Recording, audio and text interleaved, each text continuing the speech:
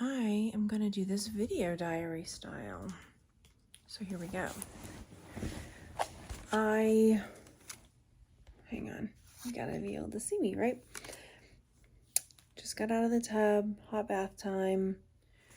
And I wanted to come on and talk about self-care, which is something really hard for me. And I couldn't even get relaxed after taking my bath, which is like really something I enjoy, taking like a hot bath. I put magnesium or like Epsom salts in. I have these magnesium flakes that I get. And I was sharing with my sister, I haven't really been sleeping very well. I stay up pretty late because it's pretty much the only time I get where I can be alone and just kind of reflect or catch up on work or try to, I don't even know, just whack-a-mole all of my stuff. And this evening, it was just really getting to me that I could not get relaxed. And I just, like, shortness of breath, and I have an appointment next week. I'm going to talk to my doctor about that. That I just, like, am trying. I have moments, right, where I get really kind of, I guess, zen, you would say, like, just really centered, I could feel like. And then I have moments where it's not so good. But yeah, probably the last, week maybe. If I've gotten 6 hours of sleep, it's good. Last night it was 5. And partially from staying up late and then partially from just waking up early. And I couldn't figure it out. But I did. Because I have really been opening myself up to receive. Well, Bobby is okay. And the more you do this, the more you'll find it just speaks to you, your inner voice, your universal, whatever it is that flows through that. What do they say? There's the mind and the observing mind, where there's something else that's talking through you. Whatever you want to call it. But listening to my intuitive voice, mind, soul, whatever. And so I was just sitting here trying to figure out how I could get myself to just relax and wind down, to try to go to sleep. And I don't drink caffeine after I've started stopping caffeine at 1, used to be 3. And then as I sat here, just like, and what I've started doing is like I write as things come flowing right through me or into my brain. I just start writing it down. And the way I can tell that it's not me forcing is because when I hear it coming through, I don't say I this, I that. It comes through when I hear it. It's a you are this, you are that, you are this. And this just started since I've been here in Colorado, and since I've been opening myself up to more realities or experiences, welcoming that, and I found it happening a lot more. And then after I've been doing this for a little bit, I saw somebody, I can't remember where now, and it was like a whole thing about journaling what's coming through you. I was like, oh my gosh, that's what's happening to me. I'm doing that. So I'm going to read to you what kind of flowed. And it's like when you're listening, it's like that biofeedback, right? you're listening. I didn't even realize I was doing it. I didn't even realize I don't know what the word is right now. But here's what came out. It's okay. You can rest. You can stop. It's okay. You don't have to be on high alert all the time. You can relax. You must. You have been carrying a heavy load. It's okay to acknowledge you have been carrying a heavy load. Breathe out. Allow yourself to stop. It won't all fall apart if you stop and care for yourself. It's okay. You are doing great. And not until I started hearing, not hearing voices, you know what I mean? But hearing this intuitive voice coming through me from my spirit, my soul, the universe, whatever you want to call it, did I realize that that's what I was doing probably since March. It's like so much stressful stuff happened in just since mid-March, April, May, June, July, 5 months. And we moved here in June because we went from talking about moving to, okay, we're moving, to let's go find a place, to my engagement breaking up, so that was a huge blow. It was very abrupt and I'm not maybe going to talk about it for a little bit, but very traumatic and hurtful. So having to deal with that on top of having made the decision to move and having this sort of time crunch between because March we came out to kind of scout around where we were going to live, and then went back home and started packing and, processing this huge breakup and packing to leave, to come here and trying to get the house ready to put on the rental market, and now decided to put it up for sale.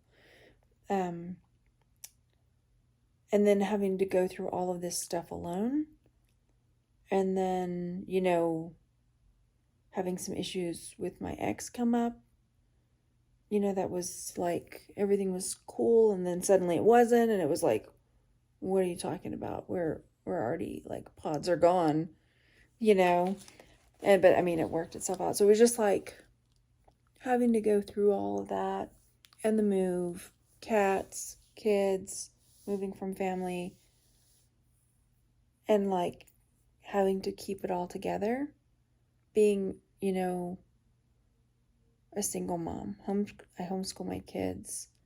I am self-employed, so, I have my own business. So it's just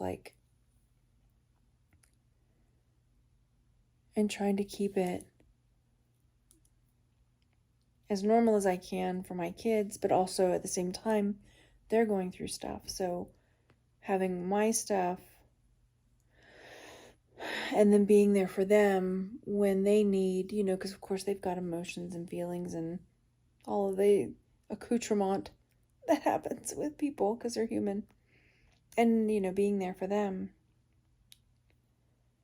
and just trying to keep everything above water.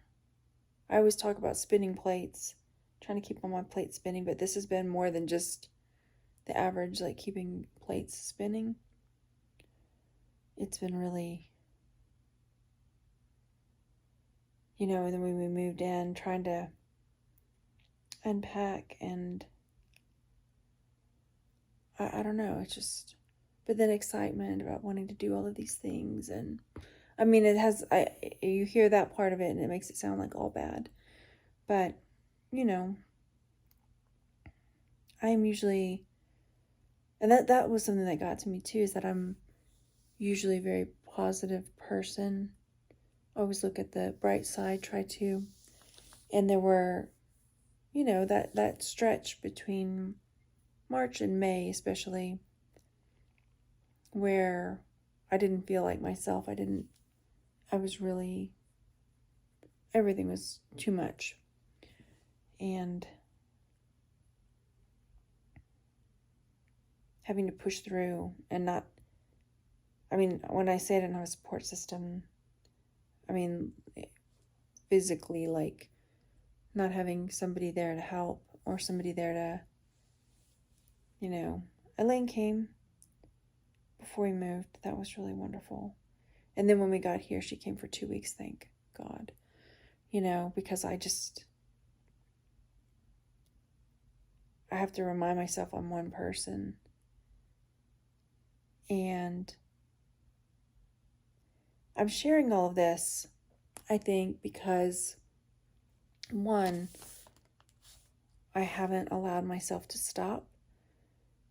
Not that I think I'm going to fall apart if I stop, but it's like I'm like the one keeping everything running and going,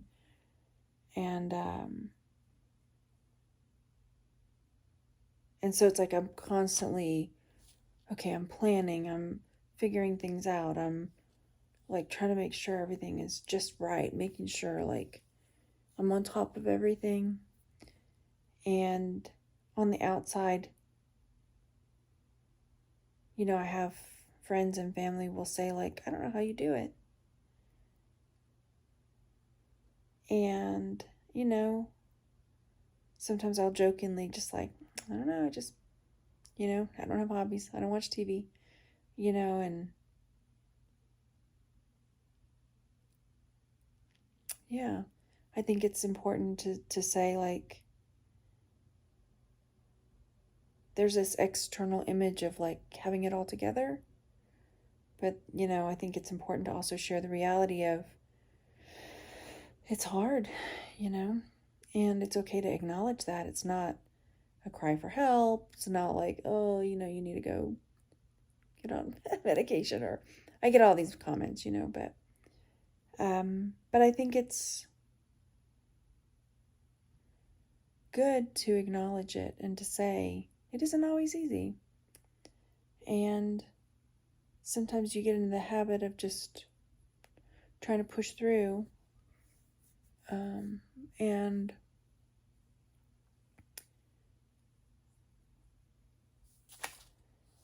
this has helped, honestly, like coming and sharing this, that it's okay to acknowledge you've been carrying a heavy load. It's almost like I feel like I have 8 arms and I'm just like reaching and holding all the pieces of everything together, but it's like, okay, it's almost like, yeah, but we've landed now. And everything is not 100% the way it needs to be. I'm still working on downsizing. I'm still working on, getting my business up on its feet again.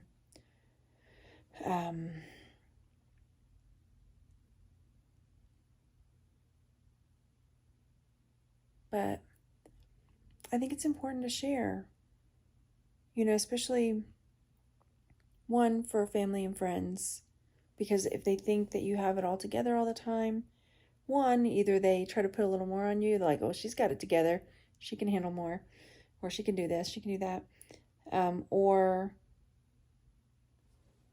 it's saying like, I need help. Not even that, like, sometimes it's nice just to have somebody acknowledge that they see you. I think for me, it's more that than anything else. Yeah, of course I would love like a little break. But my kids are good. I can't complain. My kids are fantastic. And they are kind and caring and considerate and, are so intuitive about me. They know, like, before I do sometimes, that I'm, like when they hear a sigh or something,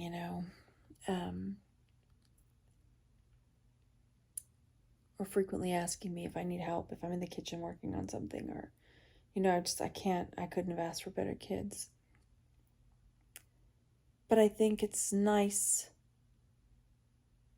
just to have friends and family say, I see you. When I tear up, because it hits such a chord, I see how hard you're working. I actually had a friend message me, the other day. And it was just so amazing to have somebody just have that acknowledgement of, I see everything you're doing and going through. And she doesn't even know everything, and I don't post the bad stuff on Facebook. I don't, I'm not like sunny, cheerful all the time or whatever. I mean, but I post like our photos when we go out and do stuff, when we go hiking or go to cool places, But it was just really nice to have somebody say, wow, I see everything you're doing and you're doing a really good job. I see you. I think that's what everybody would want, right? Just to have that acknowledgement of like, I see you. On a human level, I just try not to show this. I show the struggle sometimes. I share that. But that's human. It's not normal to always have everything be perfect, always have every aspect of life happy and joyful. And even when things are hard, I try to maintain a positive attitude because it's a choice. I'm not talking about toxic positivity, but it is a choice about whether you're going to let hard times get you down. You can acknowledge that things are hard and that, like, right now, it's especially like not sleeping enough and just not allowing myself to stop and just relax and rest.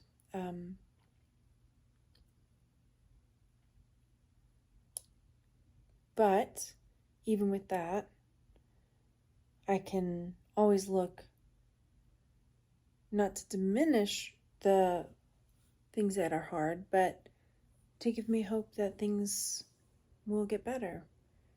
I'm very fortunate. I have fantastic kids. So while things are hard, it's something that I know can change and will change. And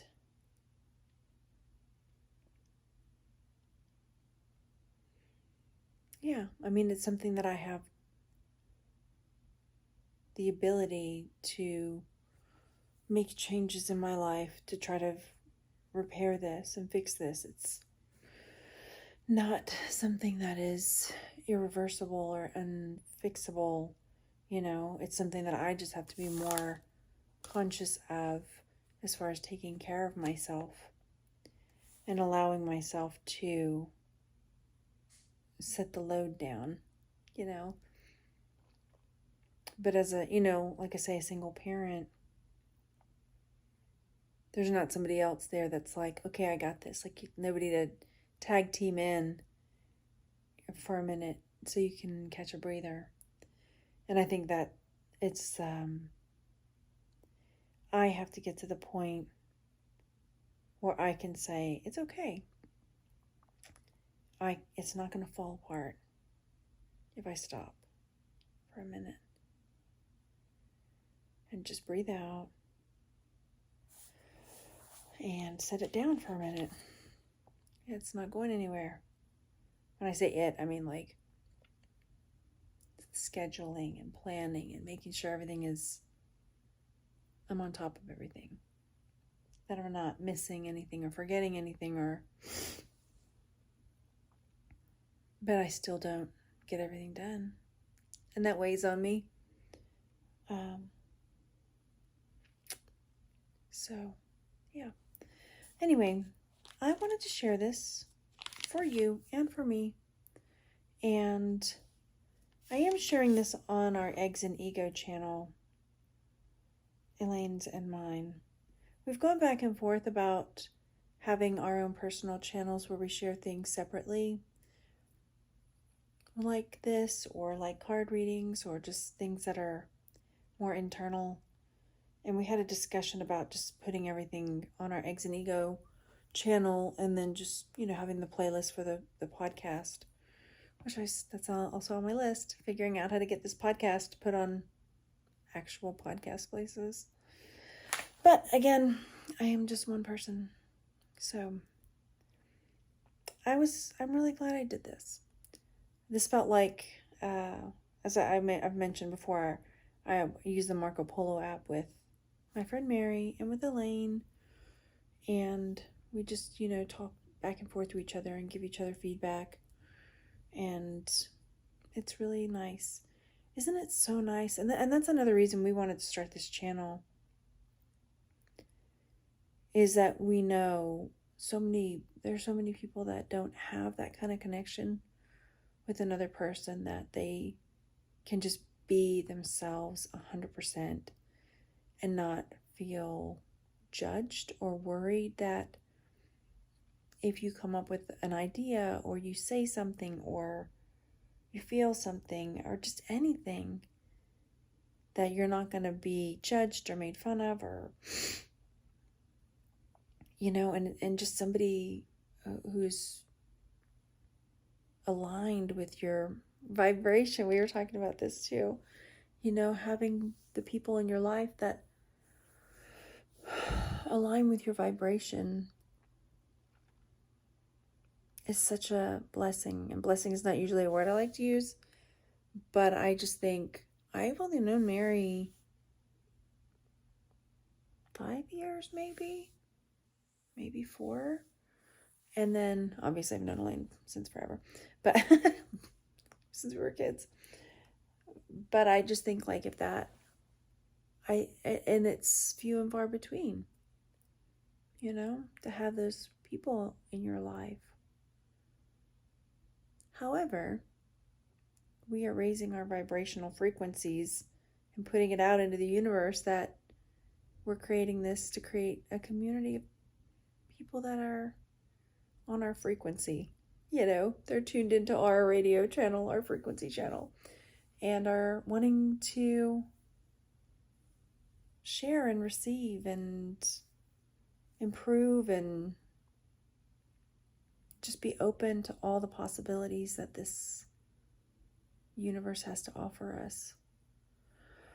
I mean, I went down the quantum rabbit hole the other day. That's a whole other. I watched was it a TEDx? Was it a TEDx or a TED Talk? About this guy, how he tries to explain quantum physics and the quantum realities as he would explain it to a 7-year-old. So it was really interesting. Anyway, thanks for listening, and I hope you found this helpful, and I'm sending you much love.